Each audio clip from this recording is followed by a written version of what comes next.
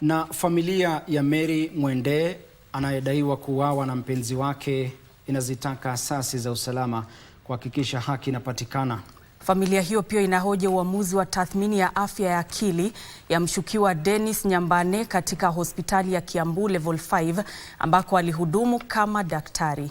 Na kama mwenzangu Nancy Okware anavyotujuza, familia hiyo, mtazamaji, inasema uchunguzi huo unapaswa kufanywa katika kituo tofauti cha afya. Uchunguzi wa maiti umebainisha kuwa Mwende alifariki baada ya kuvuja damu kwa wingi. Ni katika jengo hili lililoko kaunti ya Kiambu ambako Mary Mwende mwenye umri wa miaka 30 alikumbana na mauti baada ya kuchomwa kisu na kufariki mnamo tarehe 7 mwezi Agosti mwaka huu. Ni kitendo kilichowashtua wengi, huku ikidaiwa mhusika wa mauaji ni mpenzi wake Dennis Masoba Nyambane, daktari wa upasuaji katika hospitali ya Kiambu Level 5. Inasemekana wawili hao walianza uhusiano mwaka 2021.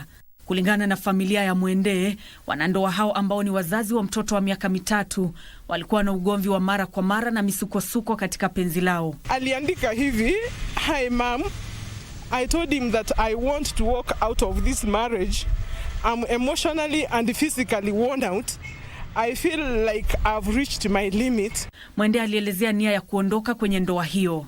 Familia imemtaja Mwende kama mtulivu, huku ikimshtumu mumewe kuwa mlevi wa kupindukia. Alikuwa kila wakati anaenda anakunywa pombe kulingana na ripoti ya huyu mtoto.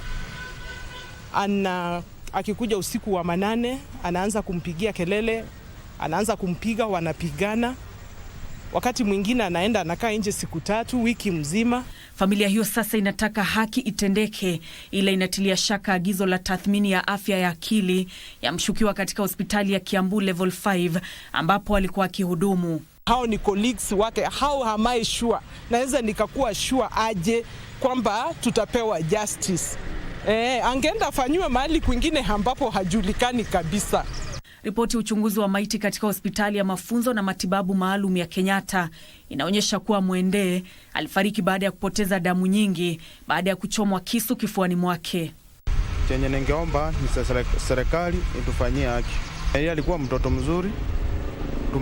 Tumelelewa naye pamoja, tumegrow naye pamoja, na hakuwa mtoto mbaya na hakuwa anasumbua. Tunalia, tunasikia uchungu. Tunasema serikali tupatie haki, tupate haki ya mtoto wetu.